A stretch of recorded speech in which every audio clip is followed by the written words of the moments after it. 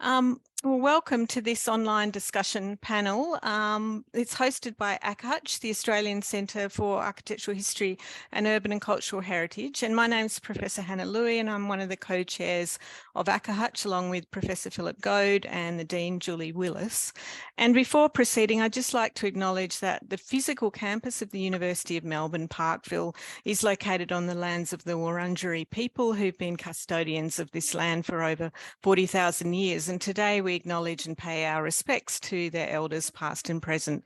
And today also we acknowledge that many people will be joining from different lands today. And in particular, we want to recognise the critical importance of Indigenous knowledge in discussing concepts of and theories of heritage and place, country and history as we are today. So we're really delighted to be included in this year's Australian Heritage Festival, curated by the National Trust, which looks like an incredibly packed program.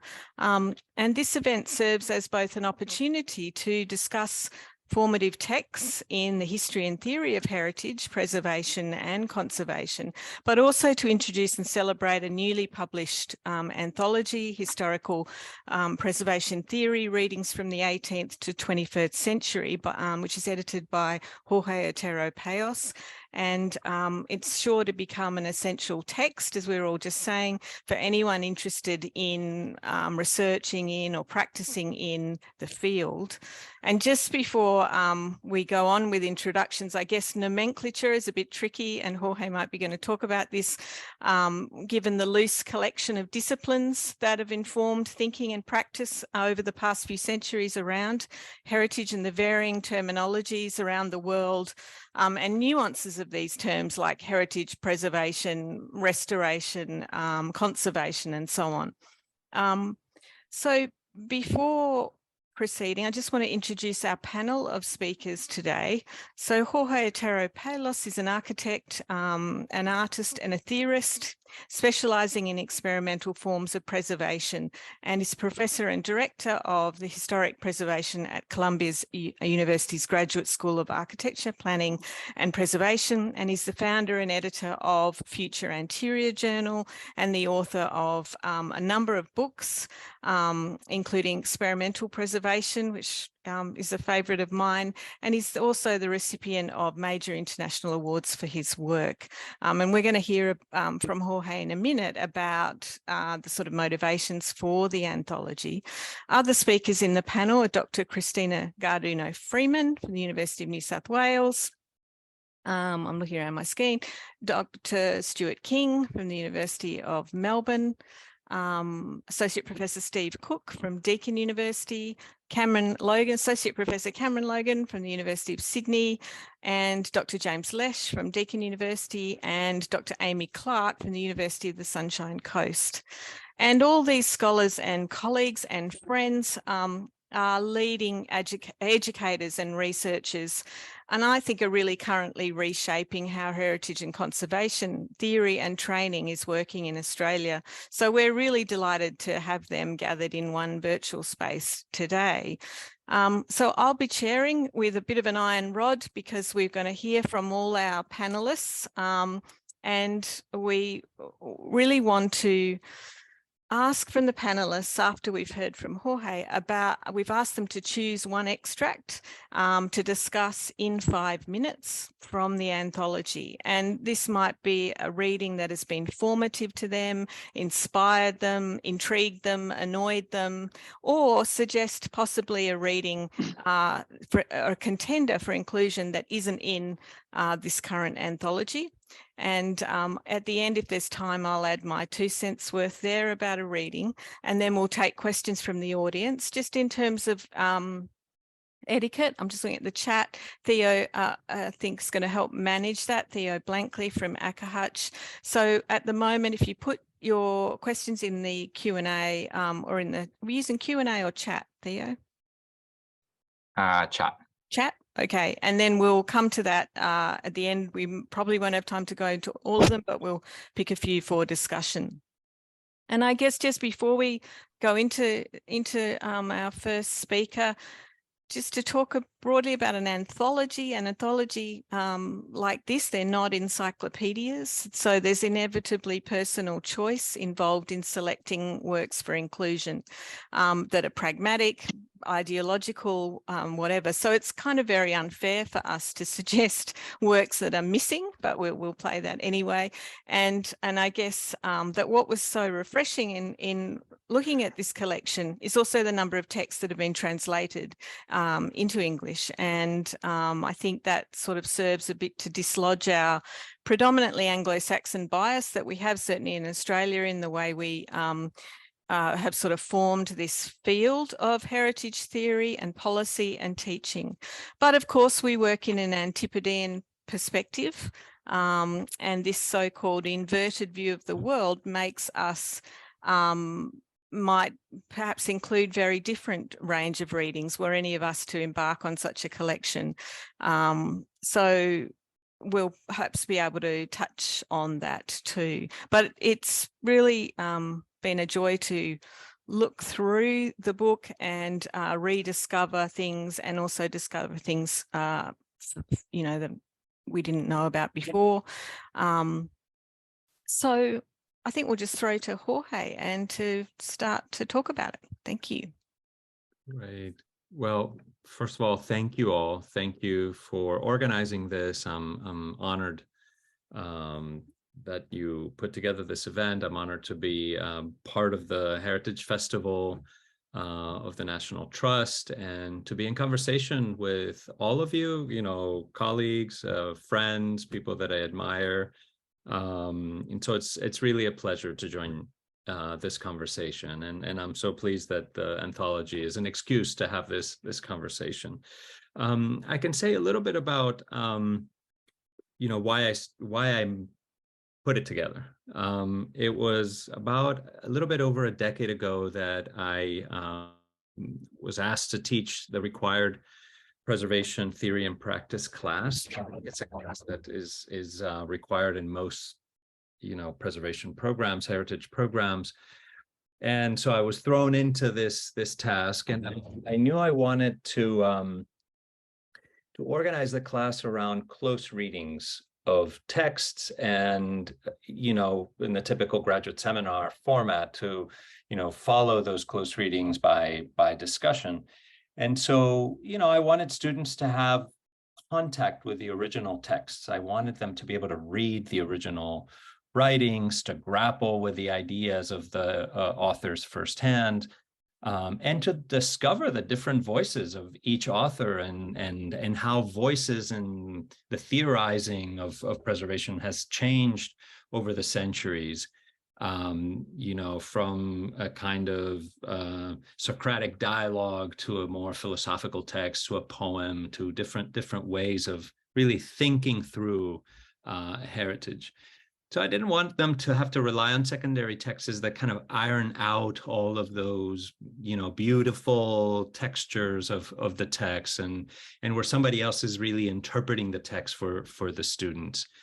And I couldn't find a comprehensive anthology that did what I wanted. You know, that was easy to just get all these texts. What I found were national anthologies.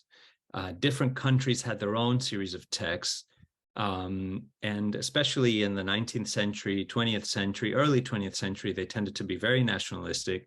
And then after the 70s and 80s, you had some international anthologies, but they tended to be thematic, and they tended to be about contemporary theory. So they didn't look historically. So I just found myself having to pull together the readings, I think, as most of us do when we try to put together a class and we're not satisfied with the textbooks or, you know, things that we find out there.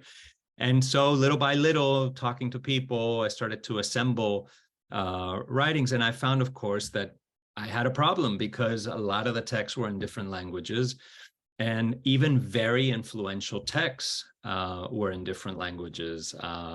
Dvorak had never been translated. Giovannoni in Italy had never been translated. A lot of, you know, Villagran from Mexico, or Lucio Costa in Brazil, or, you know, there was just so many really influential texts that had not made it into English. And yet in English-speaking countries, we were talking about those texts as if everyone knew them. And in fact, what we knew were the secondary interpretations of those texts. So then I started translating what I could myself, commissioning friends or or professional translators to do the translations, and started to assemble this. And of course, you can imagine, this went from hundreds of texts, then shrunk it down, and then expanding again. And so it took forever to do this. This is more than a decade of trying to pull together these works. A lot of people have helped. A lot of people have given their opinion. And, I'm eternally grateful to them, many of them, and I hope most of them or everybody's, and the acknowledgements.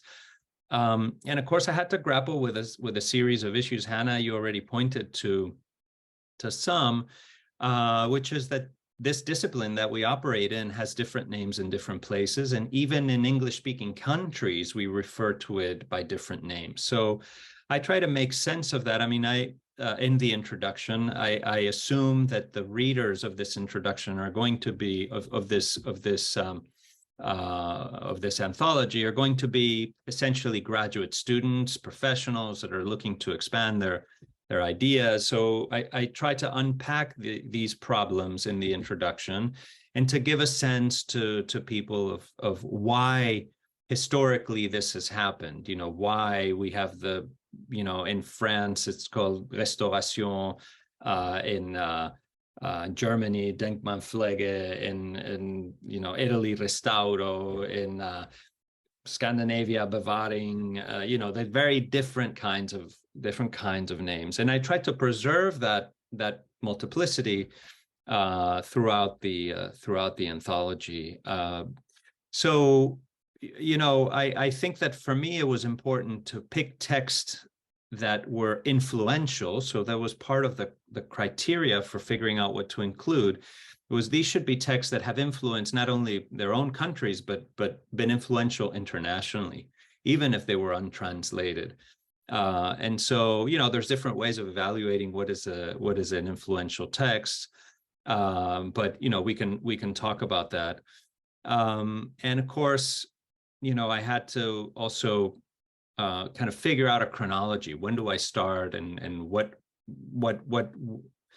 goes in and what goes out? And so I started in the Enlightenment.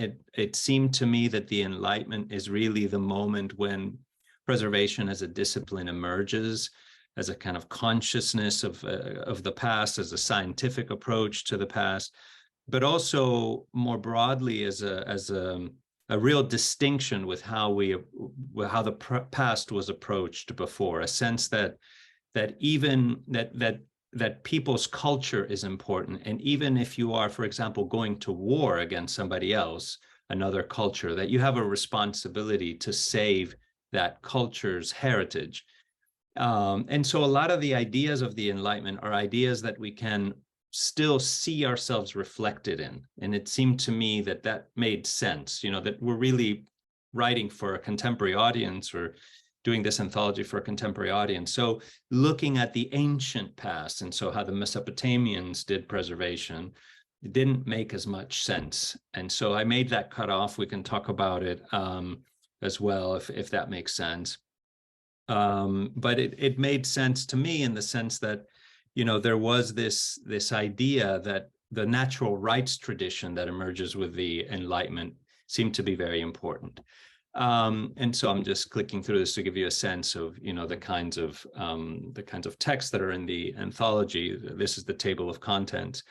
And of course, with it, came, with this idea of influence, for me, immediately came this question of a lot of voices that have not made it into the canon, or what could be considered a canon. In fact, what I realized as I was putting this together was that there was no such thing as a Western canon.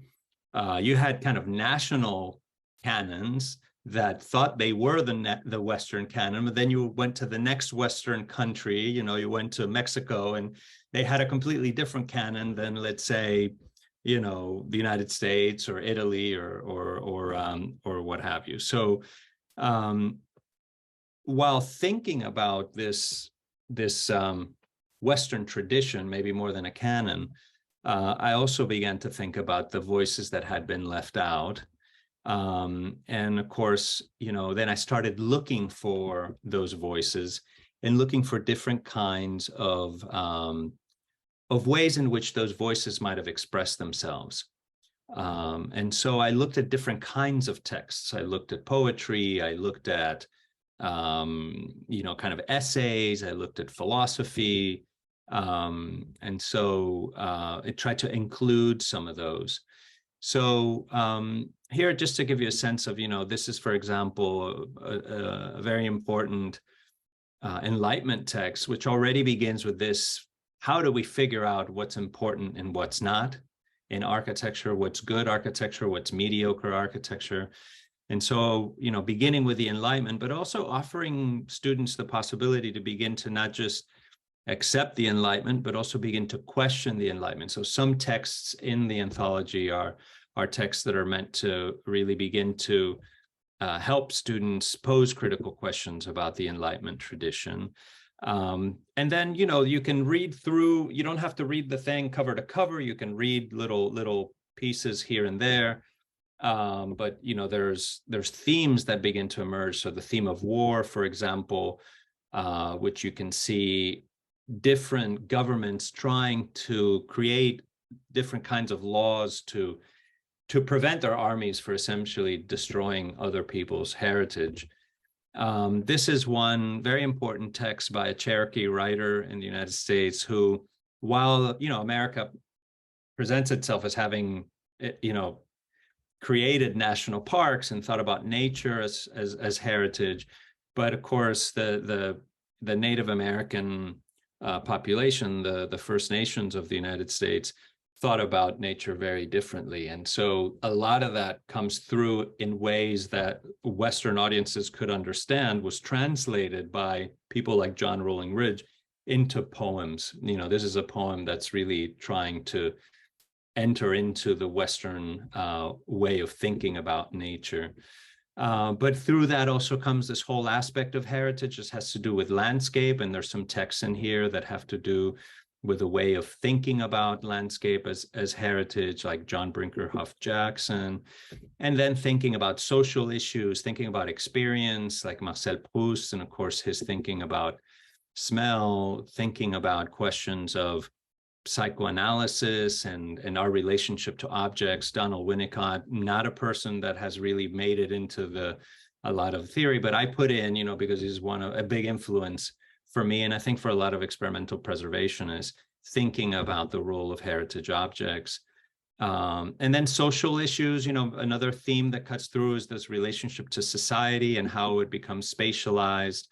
And then, how different definitions of heritage come up in different social groups, different minority groups. County Cullen, one of the most important African-American poets, who writes on heritage already in 1925.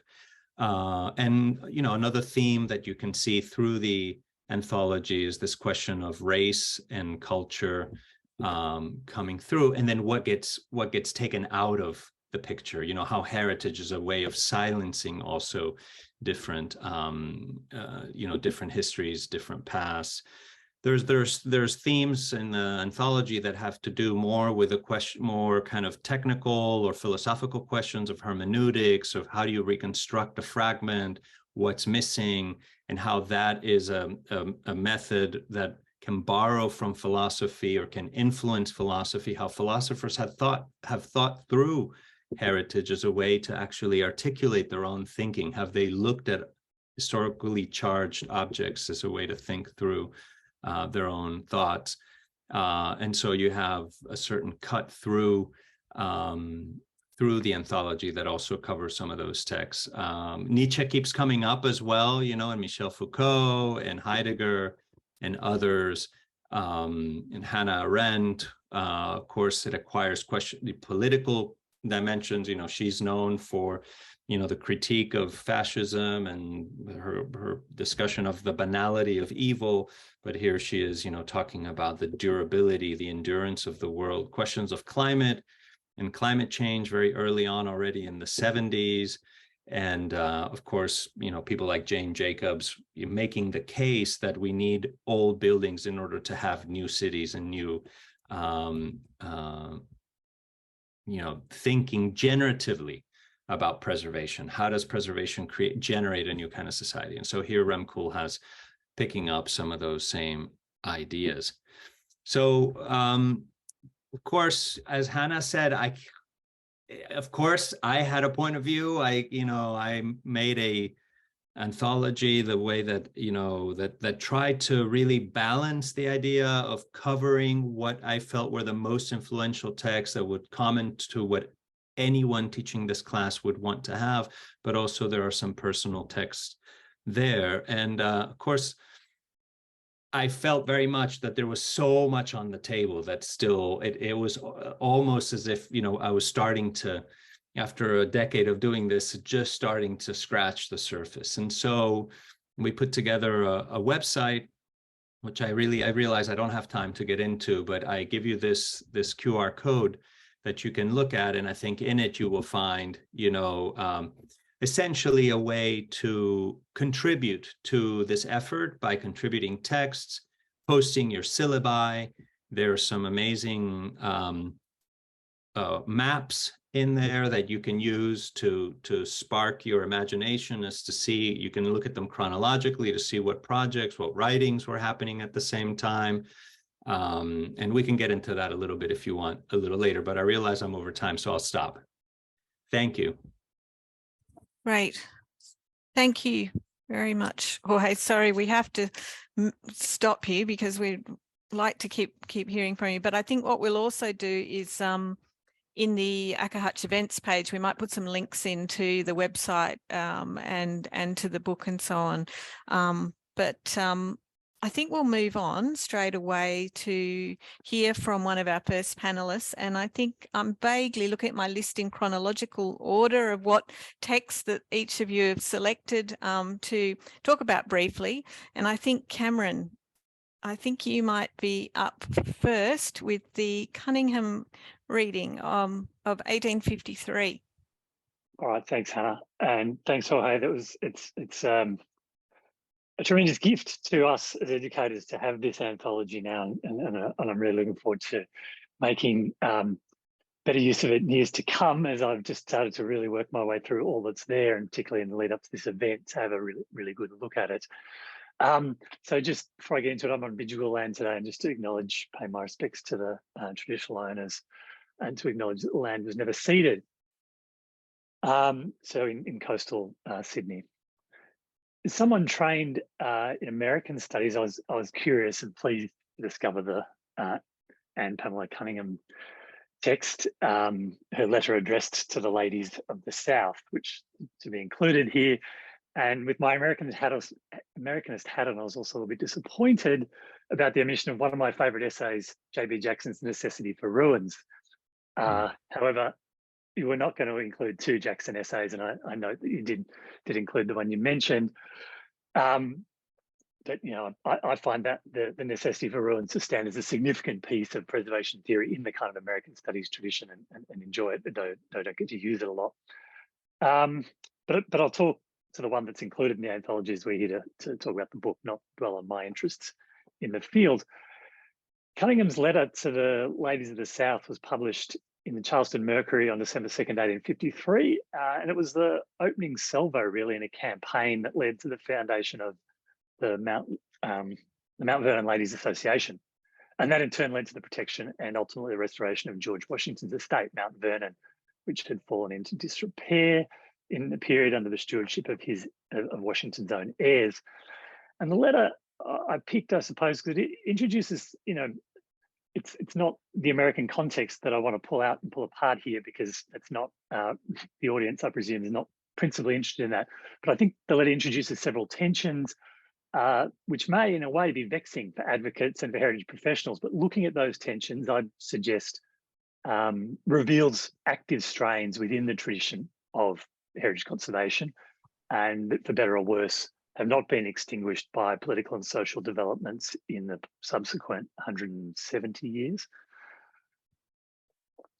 So first, Cunningham appeals most obviously to an idea of in the letter that she addresses to the ladies of the South, to an idea of Southern gentility. It is to the women of this South as the inheritors of this culture of manners, who she suggests are best equipped to see what is at stake in protecting Washington's home.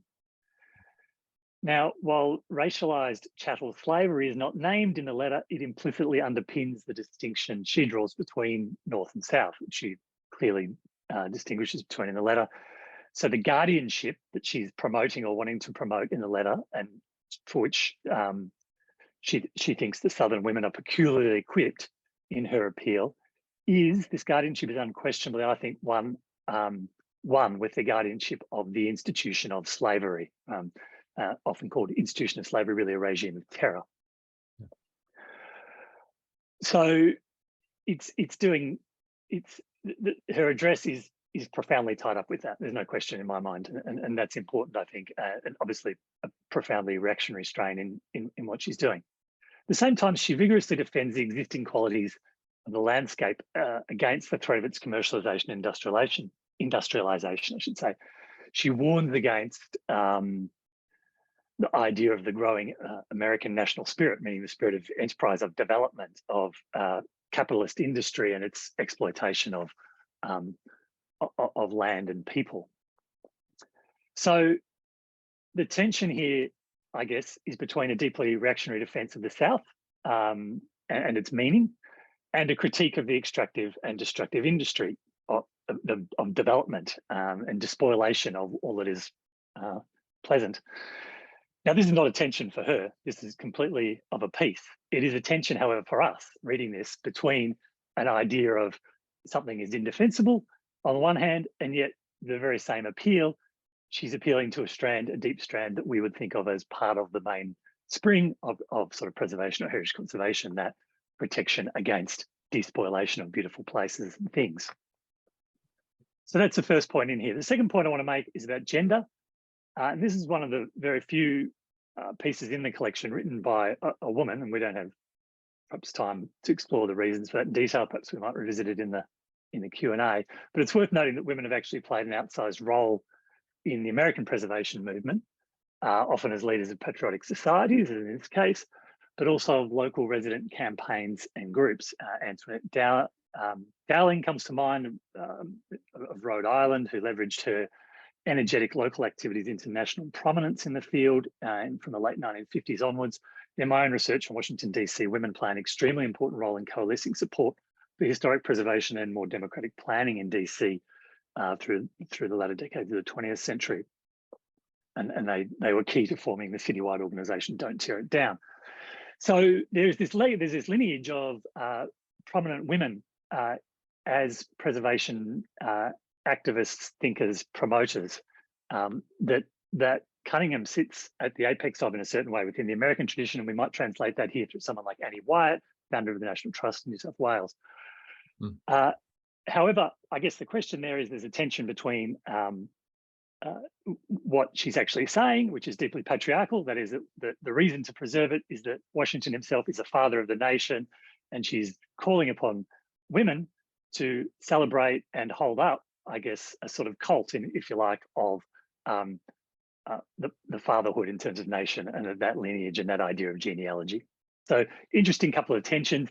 And what I would just conclude by saying is simply that it's very tempting, as we might like, or many of us in the field might like, to inherit perhaps liberal progressive strands within the tradition. The tradition often contains within the very same texts both profoundly conservative as well as sometimes progressive traditions. And I think holding those things in tension and revealing them is useful for students and important for the field. Thanks. Right. Thanks, Cameron. And I was really pleased that you chose that one, and I was really intrigued by it, but not having an American studies background, I think you gave some really good context to it, but it does sort of speak to, yeah, the importance and the lineage of a sort of grassroots and the effort appealing to particularly women, as you say, and so it's super fascinating. The next speaker I have on my list is Cristina, who's going to talk about Winnicott. Thanks, Hannah. Look, I was really drawn to Winnicott's reading, which talks about the location of cultural experience, because I think it starts to draw together some of the multiple issues that we come across in heritage, ranging from ideas around memory and materialization, as well as ideas around identity, both collective and kind of individual, and the way that heritage seems to slip between many different disciplines and provide, I guess, a kind of a central or a particular pull for all of these disciplines and for people in general. So Donald Winnicott, unlike I think many of the authors in the anthology, was a pediatrician and a psychoanalyst. I had read some of his work prior to seeing this reading. My mum's a psychologist, so some of these ideas had come about in discussions with her. But also across interests that I have around play and in reading Homo Ludens by Johann Huizinga, and also, sort of Freud and Bowlby, John Bowlby, who talks about attachment theory and thinking about place attachment and its relationship to social value within an Australian context. And I think what's particularly interesting about this reading is that it talks about it makes sense of why some things may be cultural objects, yet they may not have the same import in their discipline that we might expect. So he makes an argument that as young children, separating from the mother, that the teddy bear or some kind of soft blanket essentially becomes a transitional object between the mother and the child. But what's important about that transitional object is not what it is, but in fact that the mother also attaches this value to this object. And I think that some similar things happen in heritage, where we have places or rituals or particular cultural phenomena that we find important, but it becomes a locus for connection. And it's in believing across different groups and different individuals that this particular place or object or ritual is important, that it enables us to have a connection. And I mean, I know that it's also been linked within Jorge's book in Experimental Preservation to the idea of the quasi-object, which again, I think is a really interesting way to frame heritage, because it also, I guess, frees it from some of the traditional ideas about inherent value and allows us to think of the value of heritage being in its use, and allows it to continue living, and sort of draws it out of that sense of stasis that I think sometimes is very problematic and probably much more embedded in legislation than it is in theory. And that really the important thing about heritage is how it enables social relationships, both at an individual and a collective level. Yeah, look, I was just really, really taken by the fact that that's included, even though it's not specifically talking about heritage. I do think it talks a lot about the role that this sense of attachment, the quasi-object or transitional object, and this idea of play, that it's something that we need to enable cultural relationships with others. Terrific. Thanks, Cristina. Yeah, and I think just asking, he asked that very broad question, where is cultural experience located? And, Yes. you know, that's a super interesting one for everyone in this field, I think, to think about more broadly. Steve is next and has chosen a text by Young on counter monuments.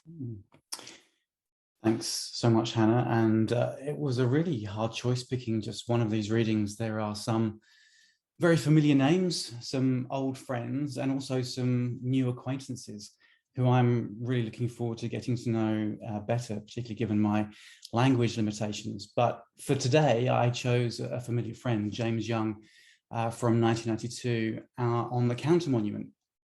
And I did this for a number of reasons.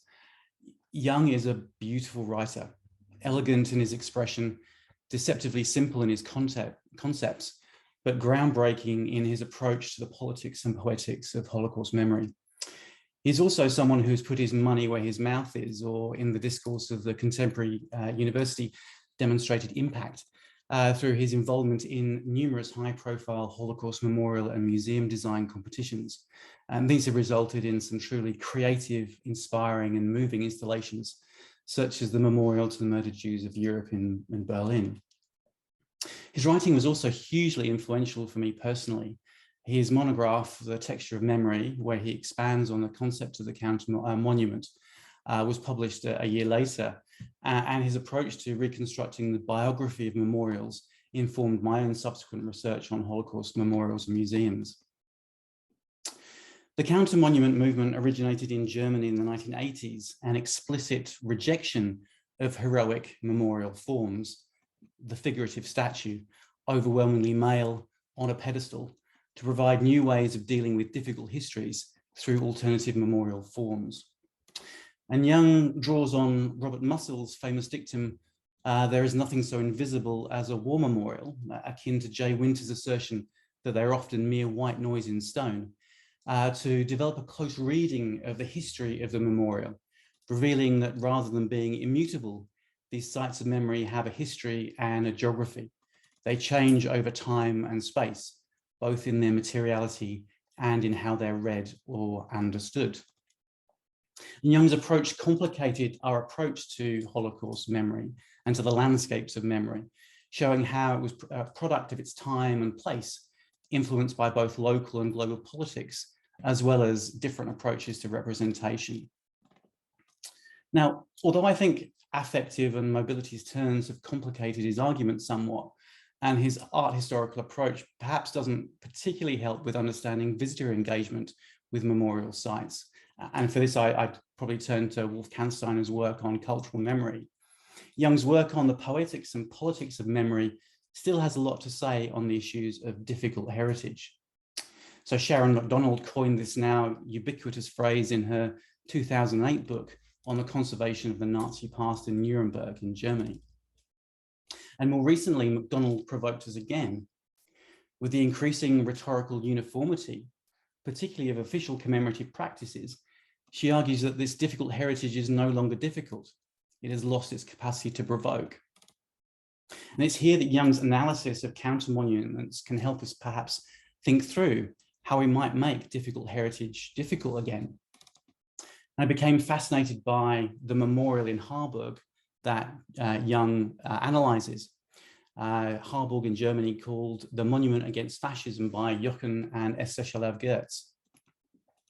The Holocaust Memorial was constructed as a 12-meter high column covered in lead. A steel stylus was attached to the memorial, and the local community and visitors to the city were encouraged to mark the memorial with their own thoughts on the Holocaust. As you can imagine, along with various iterations of Never Again or Never Forget, were anti-Semitic and racist graffiti. After each accessible meter of the column was covered, it was lowered into the ground, and a new part of the memorial was available to be inscribed. And so it was repeated until inevitably, after about 10 years, the whole memorial disappeared underground. Thus, rather than the traditional memorial forms that Young argues allows us to forget, to divest ourselves of the need to remember, apart from that one day of the year, and obviously yesterday in Australia, we saw the activation of thousands of memorials across the country. The Harburg Memorial returns the burden of memory to the community. All that is visible now is a small square outline on the ground, the top of the memorial column, which is now buried, and a sign which reads, "In the end, it is only we ourselves who can rise up against injustice." And as Christian Madsen writes, it is a memorial that, quotes, refuses to console or celebrate imaginary progress. The memorial maker's point here, and Young's point too, is that we need to build into our memorials the capacity to change, that each generation must think again about how it wants to remember the difficult histories of the past, not immutable, but historically and spatially situated, and particularly important given debates over the last few years on the role of statutory in society. And I think this is one of the huge benefits of the intellectual work that Jorge has done in creating this anthology. Kind of bringing together these key texts not only demonstrates how the field has changed over time, but provides such an accessible way of bringing them into conversation with contemporary thinkers. Thank you. Right. Perfect. Thanks, Stephen. And because I was reading the Young piece this morning because you'd chosen it, and I think what you're saying, it was a theme that I'd been thinking about for the whole anthology, in a way that heritage starts with the immutable, and a lot of the early texts and equating sort of preservation to stone, something immutable, and by the time we get to the late readings, we've shifted into these debates on ephemerality and intangibility, and sort of all that is solid is melded into air, you might say. So that almost forms a nice metaphor for the whole thrust of the anthology. Amy is next, and Amy, you have chosen a terrific reading, text by Dean McCannell on the tourist. Yes, thank you. And I just want to acknowledge that I'm speaking to you from Yagara country today. I too struggled with choosing a reading from this brilliant anthology. I was very drawn, and anyone that sort of knows my background in Scottish architectural heritage and politics can imagine I was very drawn to Hobsbawm, Invention of Tradition, and I was very tempted to talk about that. But more recently, I've been turning over and over and over in my head these sort of question of authenticity, and the many sort of faceted nature of authenticity. And McCannell's The Tourist is one of those sort of, you know, key texts, foundational texts that we've certainly, I think, moved on from in some ways, and have questioned since. You know, the work of people like John Urry talking about the post-tourist has certainly turned some of McCannell's ideas on its head, but I continue to get drawn back to the McCannell text. Aside from the fact that it's beautifully written and very accessible, I think it gives us some insights into some much more complex postmodernist theory in a way that you perhaps don't realize that you're learning until you're sort of halfway through the text. So for those that aren't familiar, the sort of thrust of his book is to try and understand what draws people to places in the first place as tourists. There's definitely a strong kind of class component to what he's theorizing. He's sort of talking about the upward mobility of the working class, becoming middle class, and in becoming this sort of newer type of class structure, they're feeling a sense of imposter syndrome, I guess, for lack of a better term. So these people are dressing middle class and behaving middle class, but deep down they're feeling an inherent, you know, sense of loss. And so they go to tourist sites, particularly heritage places, is I think where it sort of overlaps with our heritage theory, in search of meaning, in search of connection, and in search of that sense of, you know, authenticity. But where I think the text really becomes quite compelling is the weaving in of the idea of staged authenticity. So McCannell makes this beautiful point that because people are going to these places in search of meaning, in search of authenticity, the people that are running these places, that are offering these places, are gradually, I guess, fabricating the experience that these places offer, drawing them further away from the authenticity that the places may have once had. And they're crafting an inauthentic experience that the tourists nonetheless feel is authentic. So it's this beautiful kind of paradox of, you know, what even is authenticity? He talks about the front region or the front stage and the back region or the backstage, and this desire that tourists, that people have in this sort of post-war 1970s, 80s era, this desire to go looking for the real in the backstage. And I think many of us that have been to historic houses, for example, have seen this, have felt this ourselves when we get drawn down into, say, the kitchen area or the downstairs area where the working classes might have been operating these grand estates. And that's when we are encouraged to feel, well, now we're really seeing the reality of these places. But in fact, it's a very much a staged experience as well. And so I just love that it's this beautifully accessible text that in its own way leads us to some more complex theories. You know, you start with McCannell and you end up, you know, jumping into Umberto Eco, you end up looking at all sorts of questions of what even is reality anymore, and the question of the hyperreal.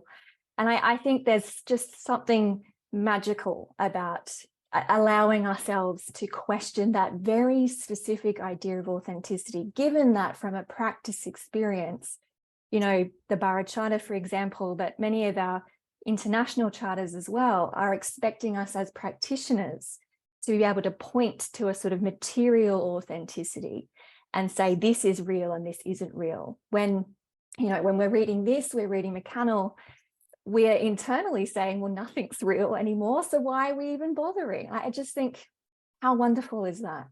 How mind expanding is that? And so I very much look forward to sharing that with my students and digging more into it as my work progresses.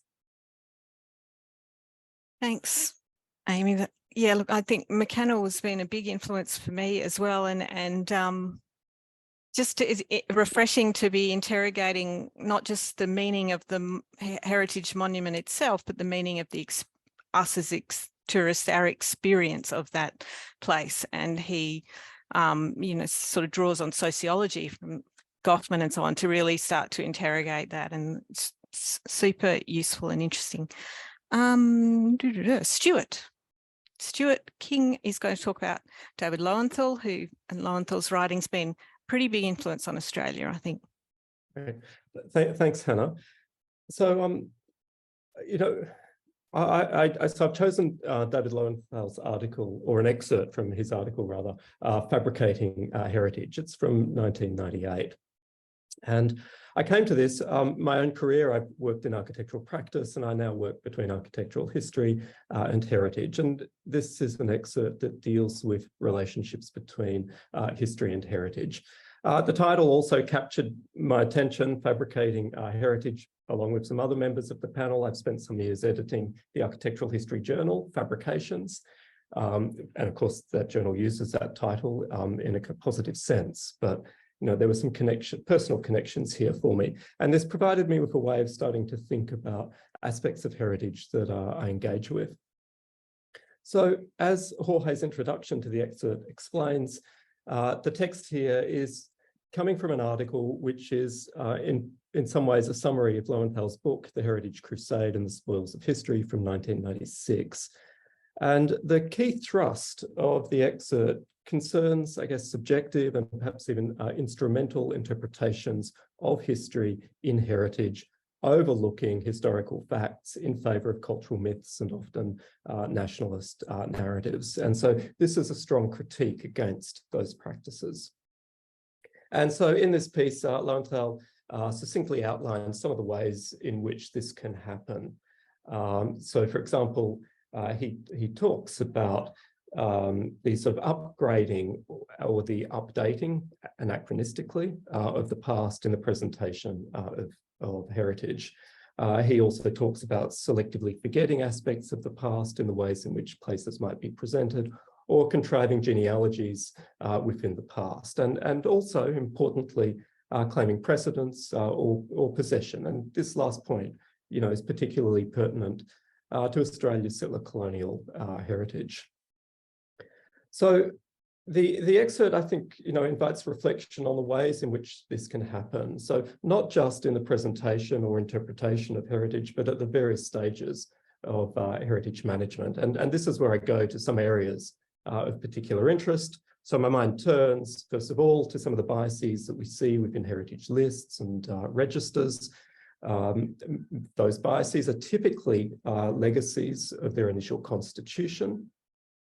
And again, you know, they are also perhaps a product of the challenges of maintaining the currency of these registers across time, and often trying to do that in very resource-constrained contexts. But nonetheless, those decisions perhaps kind of reflect ways of kind of thinking in certain contexts at certain points in time that are then being carried forward. And then looking further along through the sort of processes of heritage, I am naturally interested then in these processes of conservation, of adaptation and interpretation of heritage places. and the experiences of the narratives that are being told in that work, either implicitly, so for example, through sort of architectural means, or so implicitly rather through perhaps architectural means, or explicitly through interpretation practices. And in terms of architecture, you know, for me, the architectural historian and theorist Mark Jasenbeck was helpful. You know, he's commented on how architecture can be particularly vulnerable to conveying the types of subjectivities that Lowenthal is critiquing. And Jasenbeck notes how architecture is highly visible, it's easily touristified, and it can be constructed, reconstructed, or enhanced on an as-needs basis. Now, of course, we have guiding documents in heritage, so in the Australian context, the Borough Charter, which advocate a kind of research, fact-based approach to conservation. And of course, alongside today, you know, we're 25 years since this text was originally published, we have heritage agencies, organisations, practitioners, as well as activists and communities that are doing excellent work in recalibrating registers, confronting difficult pasts that are intrinsic to heritage places, and addressing the multiple and contested histories in presenting them. And it's perhaps in relation to this last point that Lowenthal's proposition, as I say, 20 years ago, still resonates for me today, and with some some uneasiness in certain aspects. You know, it has me thinking about the nature of history, which I understand as dynamic across generations, not static, and so how that works out within this process. And to also be thinking about the conditions for heritage landscapes, buildings, artifacts, to be reinterpreted across time, and the space for productive subjectivities in those processes. And perhaps, as other speakers are also pointing out, ultimately this comes down to thinking about heritage can contribute to fostering just and inclusive communities. Thanks. Thanks, Stuart. We might go straight on to James as the last speaker, because I think he's also talking about particularly Australian context here, so it'll flow nicely from Stuart's. James. Great, thank you. Thanks, Hannah and ACAHUCH, for inviting me today. And I'd like to first acknowledge that I'm in Naarm, Melbourne, in the unceded lands of the Wurundjeri, and pay my respects too. Congratulations to Jorge for the publication of this excellent anthology. It has an incredible range of readings, and I particularly like the integration of scientific or technical, artistic design, and activists and community voices. And like all of us on the panel, I'll be drawing on its readings in my work. But to bring a different Australian perspective to today's panel, I've chosen to talk about a reading not in the book, specifically that of historian Graham Davison and his remarkable essay, Heritage from Patrimony to Prestige, of 1991. So I'll say a few words about Davison's professional biography. After a PhD at Oxford, which became a significant book called The Rise and Fall of Marvellous Melbourne of 1979, he took on the first chair of history at Monash University, establishing its public history program while there, and has been Professor Emeritus since 2005. Meanwhile, Davison had another career trajectory within the Australian heritage movement itself, and I'll link that to his personal biography. A Melburnian, Davison grew up in the middle-class northern middle ring suburb of Essendon, but often travelled by train to inner city working-class Richmond to walk its streets and photograph its buildings. From this experience, Davison developed a love for cities and the history and heritage of his hometown. In 1976, Graham Davison was appointed to the brand new, or almost brand new, Victorian Historic Buildings Council, becoming its first historian member. He promoted, while there, more democratic conceptions of heritage than that of the technicians and architects who dominated the budding heritage field at the time. In 1986, at the end of his term, Davison publishes the still very much influential essay, What Makes a Building Historic? It cites John Ruskin, among others, who appears in Jorge's volume. From this grounded experience, Davison's mission to democratise heritage then continues in the trailblazing book called A Heritage Handbook of 1991. It was co-edited by Chris McConville with Davison. And this book, A Heritage Handbook, attempts to empower communities at the time to navigate the labyrinthian heritage industry while stressing robust historical scholarship and the power of social history, story, and narrative for heritage practice. In it first appears the essay, The Meanings of Heritage, which has been republished a couple of times as Heritage from Patrimony to Prestige. In it, Davison sets about exploring the discursive meanings of the term heritage for the Australian context, using, I suppose, one of the discursive interests at that time in scholarship. By this, Davison means heritage places and argues that heritage places were valued first by Australians for their sacredness at the turn of their 20th century, for their relationship to national and spiritual conceptions, before places become appreciated in their own right as historical and architectural artifacts. Heritage goes from nation building, being patrimonial and family oriented, quite nebulous, to one more embedded in the material properties of places, buildings, structures, and objects. And maybe just reflecting on the other panelists, it's a little bit of an inverse compared to the narrative that's been interpreted from Jorge's book, where the material has become the immaterial. For Davison, the inflection point from spiritual to material comes either side of the 1970s, with the emergence of the heritage industry and the transitional spotlight placed in Australia on the national estate. The heritage industry, Davison writes, objectified, professionalised and systemised heritage assessment and evaluation. In the process, he says the industry took the heat, subjectivity, and perhaps even enthusiasm out of conservation. Perhaps deep in Davison's mind as he's writing, we've already had a psychoanalytic perspective today, where his early work walks in Richmond and Essendon, just like his more recent walks in Mont Albert, all of which are not captured within heritage systems in ways that would be fully satisfying for the critically minded social historian like Davison. Back in the 80s and 90s, Davison does recognise the global context, and he explicitly cites historians like David Lowenthal, Raphael Samuel, Robert Hewson, all of which appear in Jorge's volume. And has already been said by Stuart, who has spoken about Lowenthal. Lowenthal was really significant in visiting Australia and writing on Australia. Davison's essay also prefigures the work of the Australian archaeologist Laura Jane Smith, who appears in Jorge's volume, and her notion of the authorised heritage discourse. Of all his academic publications on heritage conservation, Graham has told me, this essay is the one that he is most proud of and defends most strongly, and rightly so. If there was one thing for me to reflect on, it would be that we still have work to do to foreground our more spiritual and communal relationships with heritage. Only by integrating the physical and the social, the tangible and the intangible, can we sustain a broader mission of democratising heritage practice, foregrounding robust and diverse histories, and expressing the most engaging narratives and stories for the broader community. Thanks. Thanks, James. That's excellent. And I think if and when we take up the mantle of an anthology of Australian heritage theory, then it'll be a hard choice with Graham Davison's work, what, how many to include. So because everyone's super professional in keeping to time, we've got time, I will add my 2 cents worth about my choice, and then we'll go to some discussion. And again, it was difficult. I guess ultimately I was drawn to Sigmund Freud's Civilization and Discontents of 1929.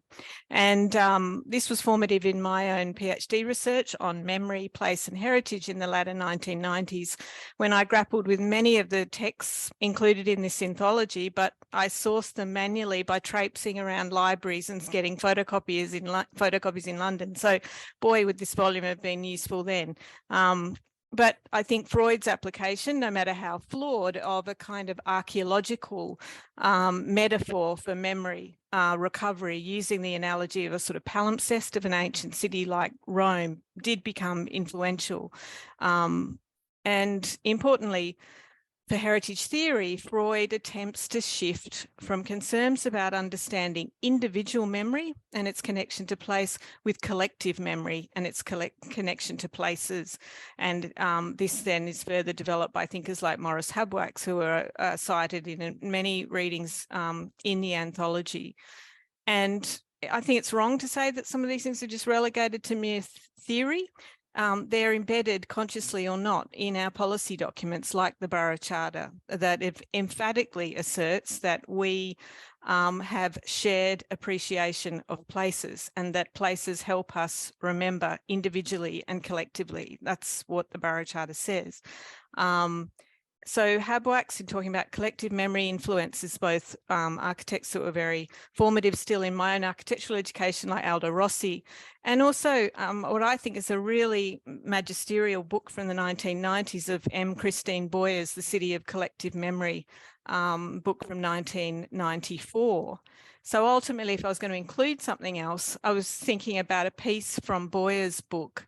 There's a section called Transformed Public Sphere, where she starts to critique a particular heritage sort of place in Manhattan, South Street Seaport, and the implications of heritage designation and preservation with the privatization of public space, the gentrification of urban areas, the commercialization of the public sphere, and that heritage starts to be complicit in places for commercial exchange through pastiche and set piece tableaus and so on. So I think it's a really, yeah, I think it's very rings true still for how we're grappling with those issues today. And perhaps just as an aside, another area that might be nice to include was more recent writings on the digital and how it's impacted heritage studies, and something like inclusion of a piece from Fiona Cameron and Sarah Kendidine's formative edited book called Theorising Digital Cultural Heritage of 2007. Here we have 2 Australian women, ticks off a few boxes there, and bolsters the presence of someone like Laura Jane Smith. So that would be a few of my thoughts. But I think now maybe we could turn back to Jorge to see if he wants to respond to any of what the panelists have said, and then we might open up to some other questions.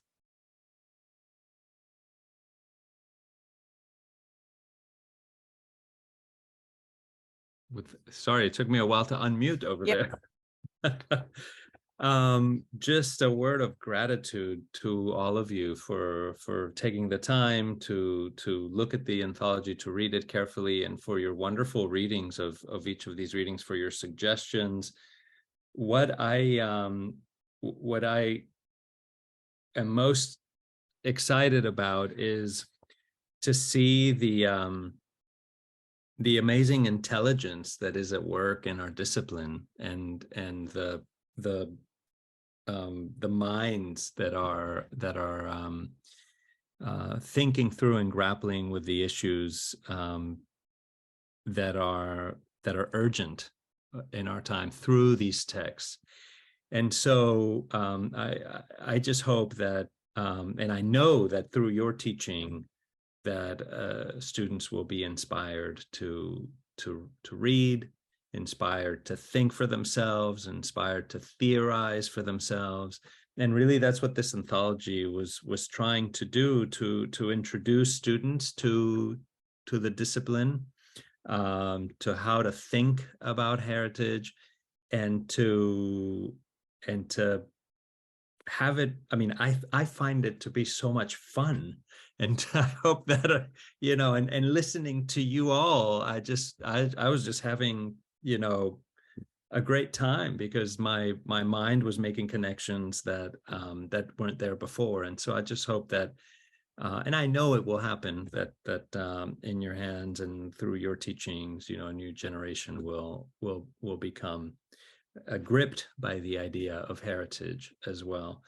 And you know, so I'm very excited also by the continuing work, and there's so much left on the table. Many of you touched upon this, and I think that for me, this is just the beginning. And so this website is really a collaborative opportunity for us to think together, pull together themes, think about exercises, way of teaching theory, post syllabi. You know, there's places to share ideas.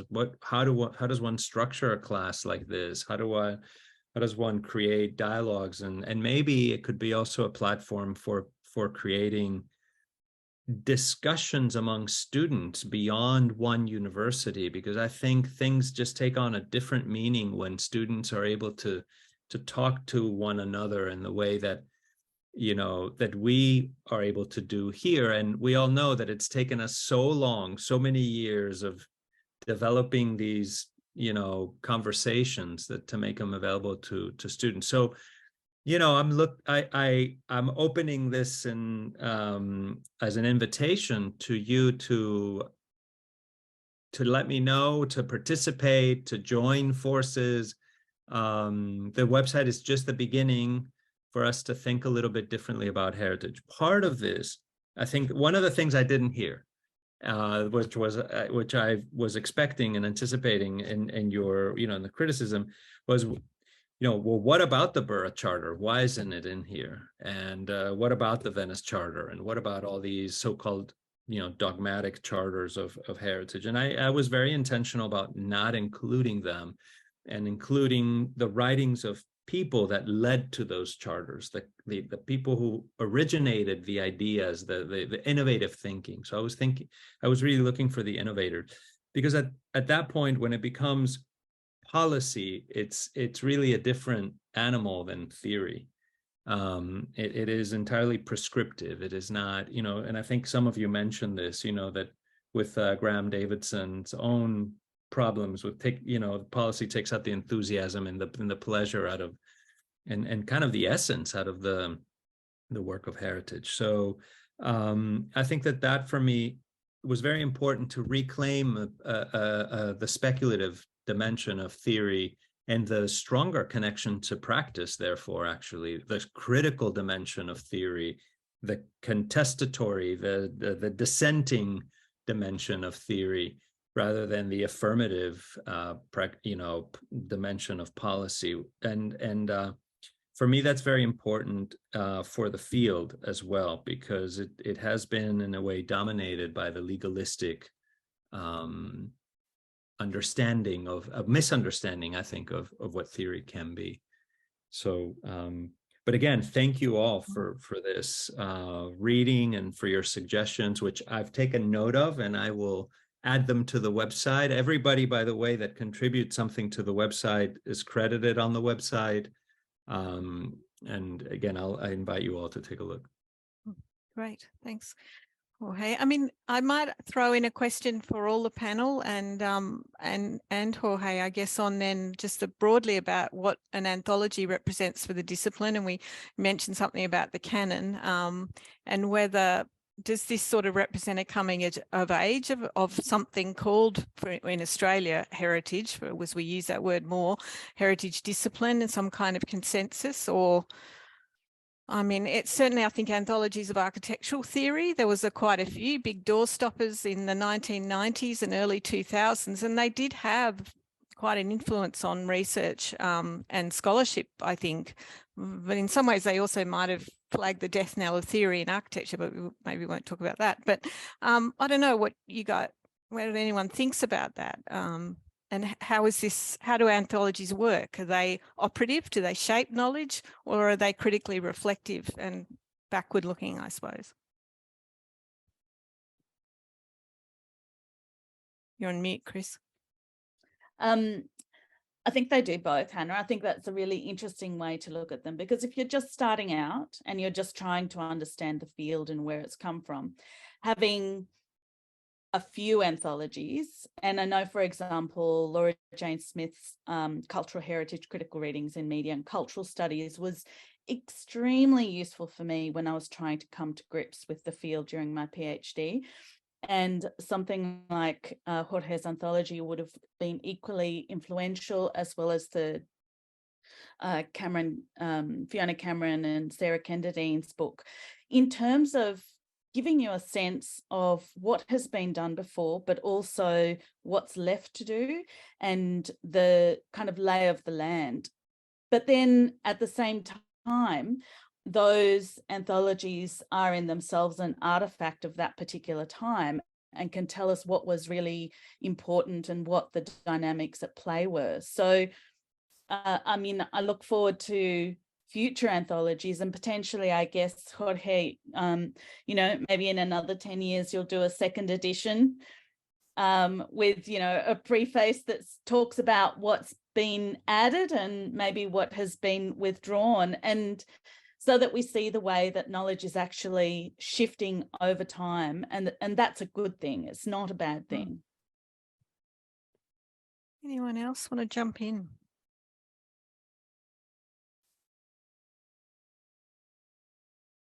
No. How about I'm not sure whether we have any questions from the floor, well, from the virtual floor.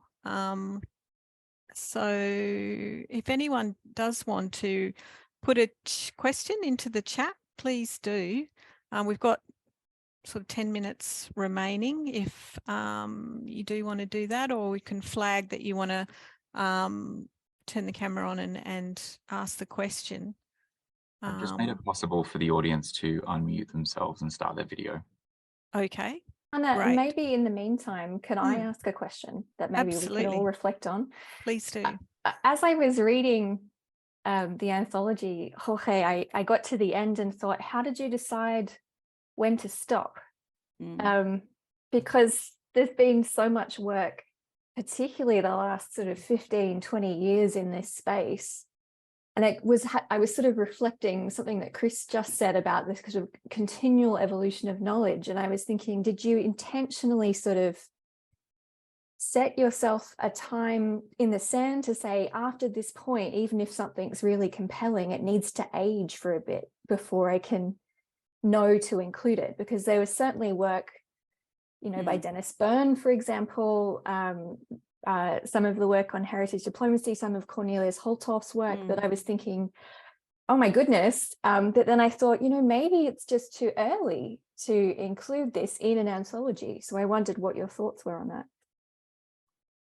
Yeah, that was exactly it. I felt that there was, you know, there had to be some time for things to settle a bit, to figure out what was influential, really, you know, because that was one of my criteria. And also, I felt that there was a lot of work that was being done. There was a number of Routledge anthologies and about the contemporary moment. You know, that there's a lot of anthologies of different kinds of, with different angles about the last, what's happening now. And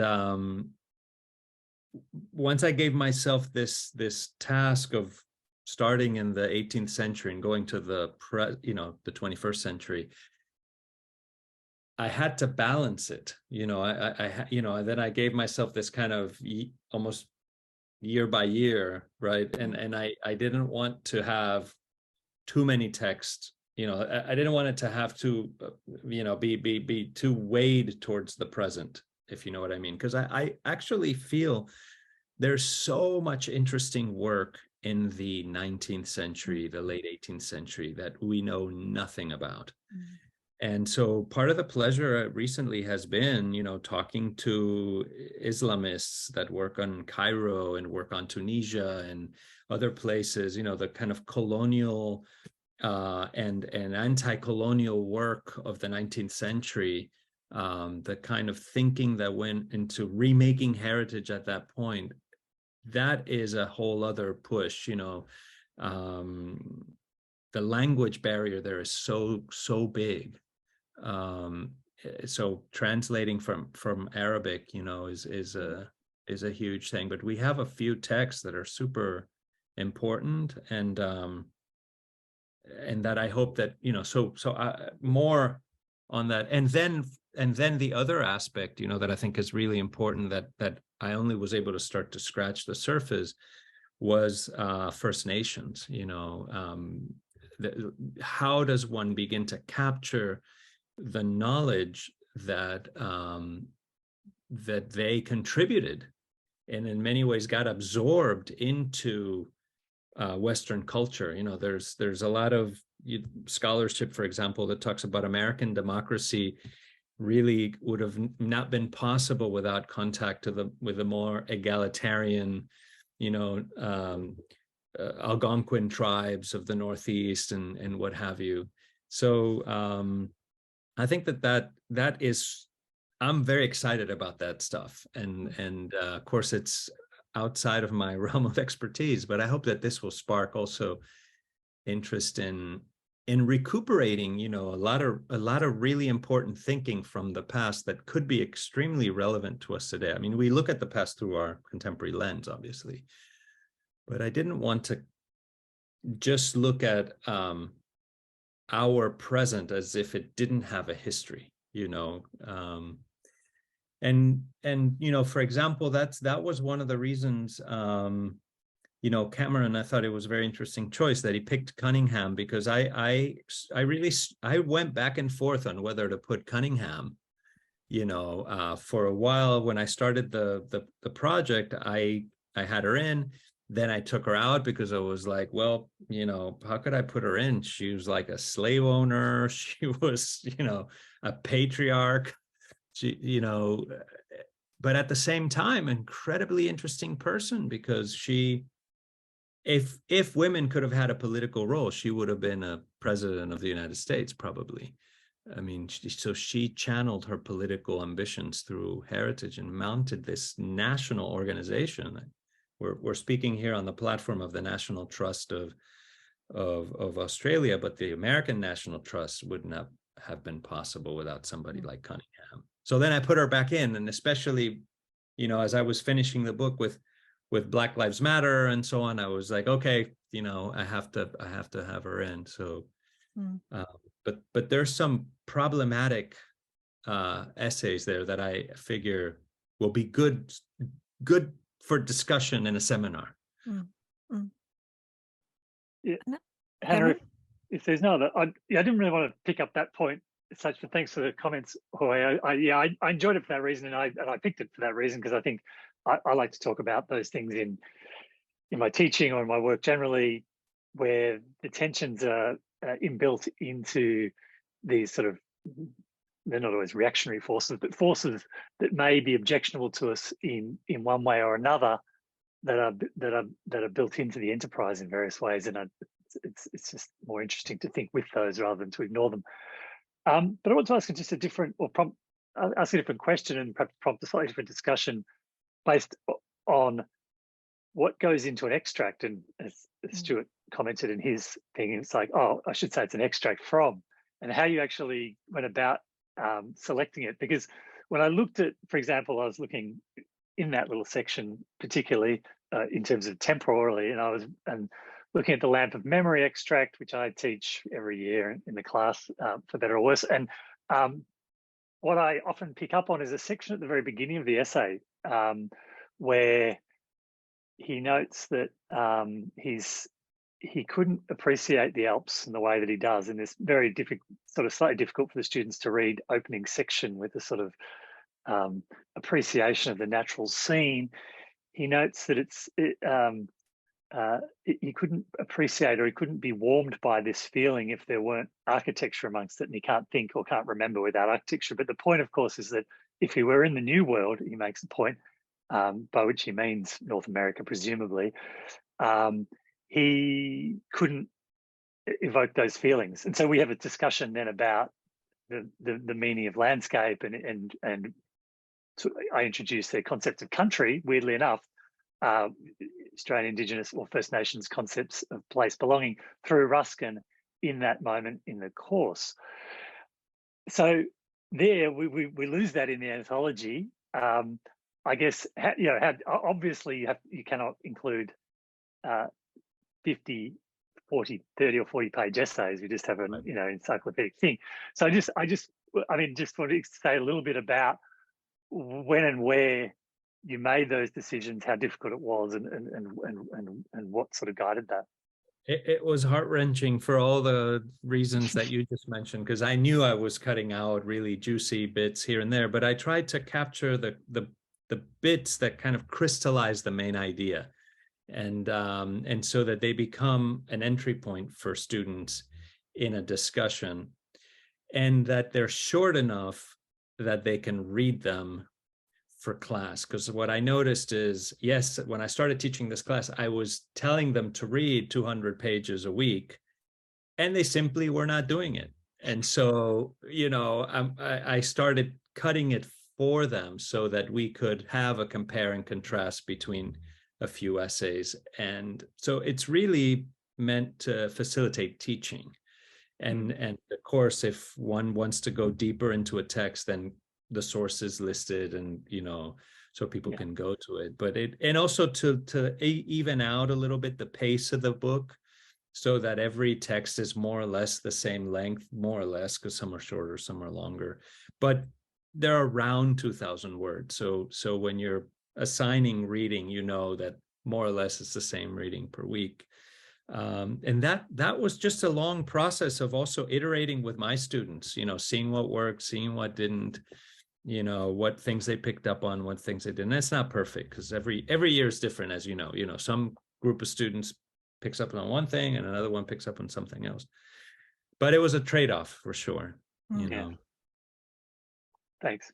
Yeah, and that sort of covers the question I was going to ask similarly about anthologies being fragmentary and by necessity. And so, yeah, hopefully they encourage you to go to the source. But I was listening to a discussion yesterday about a book that's just come out about the history of anthologies, and particularly literary anthologies, and that, they're often seen to be sort of dumbing down content, I suppose, and taking things out of context, making them fragmentary, bringing something to a broader audience. And they quoted that Jane Austen hated anthologies because she called them an inlet to arrogance, which I thought was kind of quite nice, sort of interesting.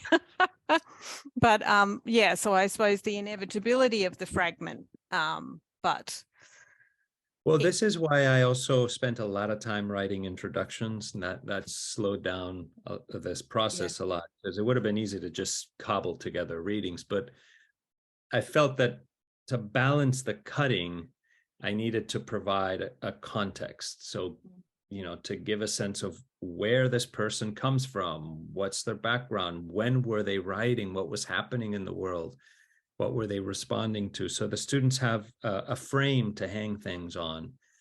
And so, also the chronological ordering, if you just read the introductions, you get a little bit of a general sense of how the discipline evolved and how it came together.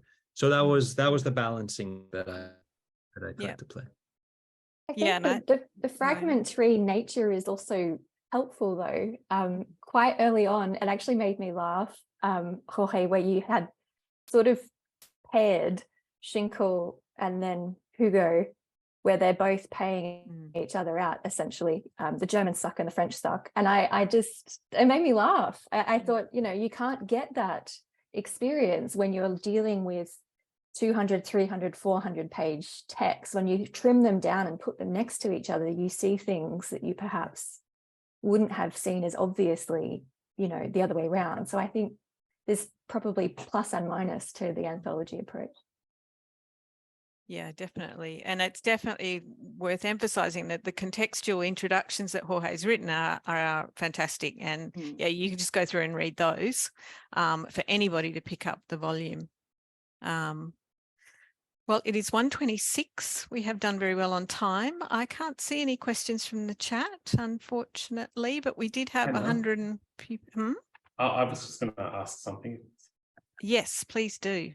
I'm interested in the broader question of why we study history and theory, and why we think that it's an important thing to give to our students as well. And I've had comments which have ranged from why do we need to know anything but the Borough Charter, right through to there are people who are going to be judging us in the future as heritage practitioners. And of course, both of those comments are having realized that there's a history to conservation, and that that we are judging people who've done conservation in the past, perhaps, to unpack that. But those were two kind of practice-oriented responses. But I was wondering, Jorge or others, if they had a thoughts on that. Well, I mean, that's a really good question, and there's a lot of anxiety with students, especially when they join the discipline. That they got to get a job and they got to be practitioners and they got to know what they need to know, and that's of course understandable, and they should get the practical knowledge that they need. But I wanted to recover the intellectual side of the field, that our discipline is an incredibly interesting, experimental, intellectual discipline, that the idea of I don't know, you name it, a viewshed is such an incredible artistic act, you know, to think that a cone of air can be heritage. You know, how does one even begin to conceptualize that? Where does that start?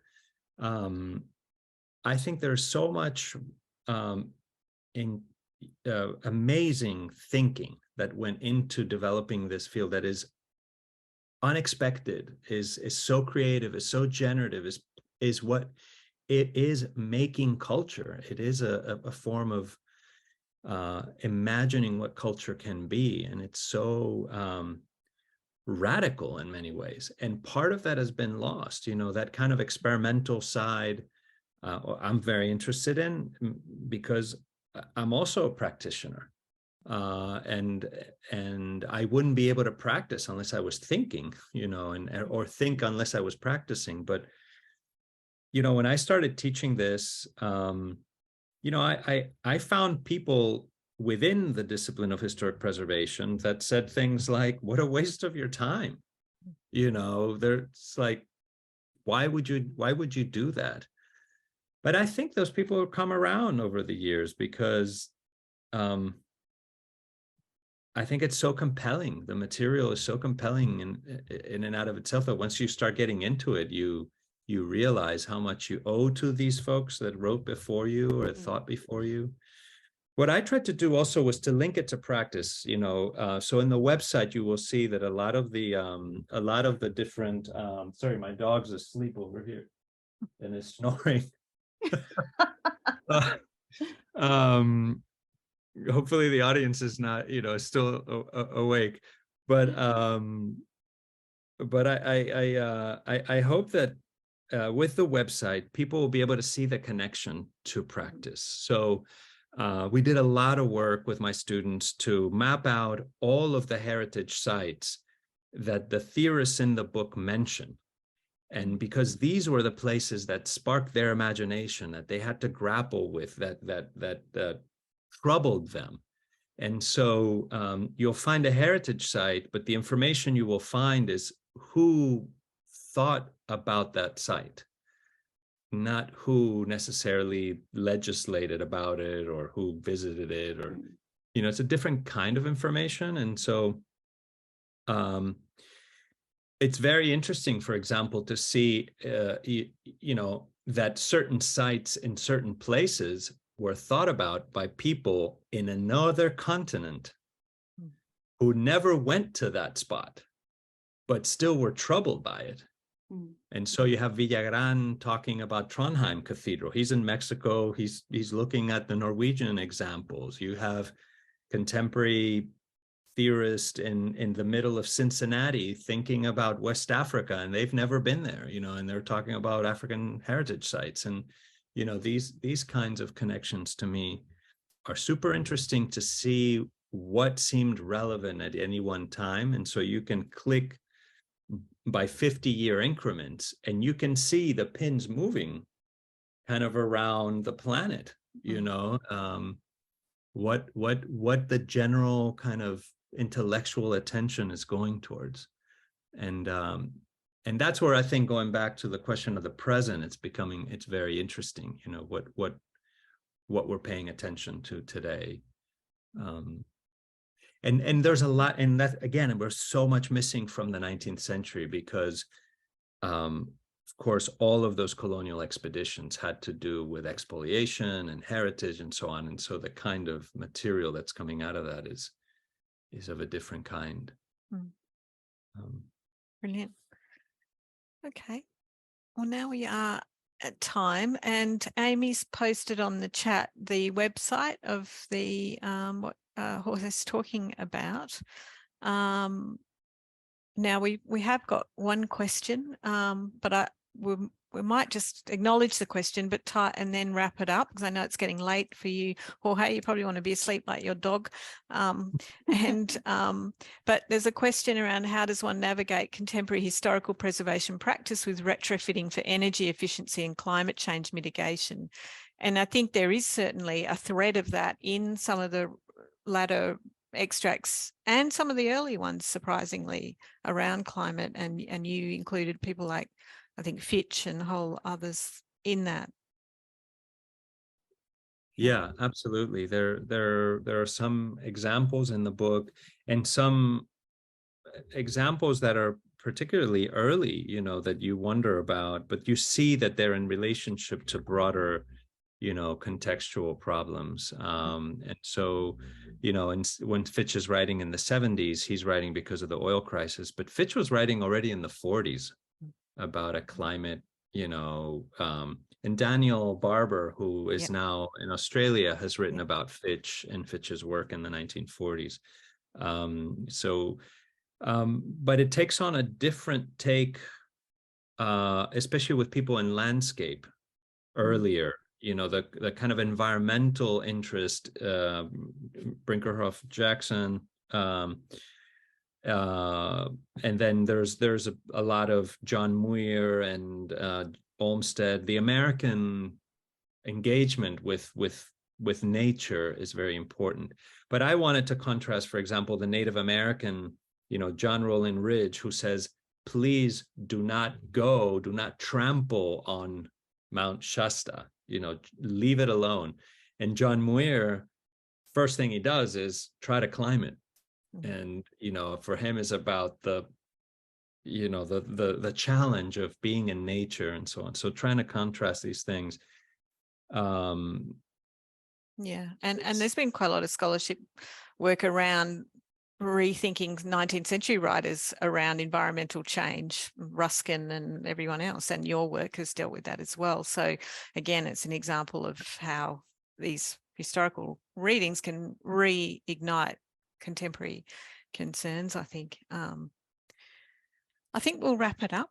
But I really want to thank our panelists, and particularly Jorge Otero-Pailos for joining us today for the book. And we encourage you all to seek out the book. We were trying to have a publisher deal with this event, but I think Amazon, it's on Amazon, isn't it, Jorge?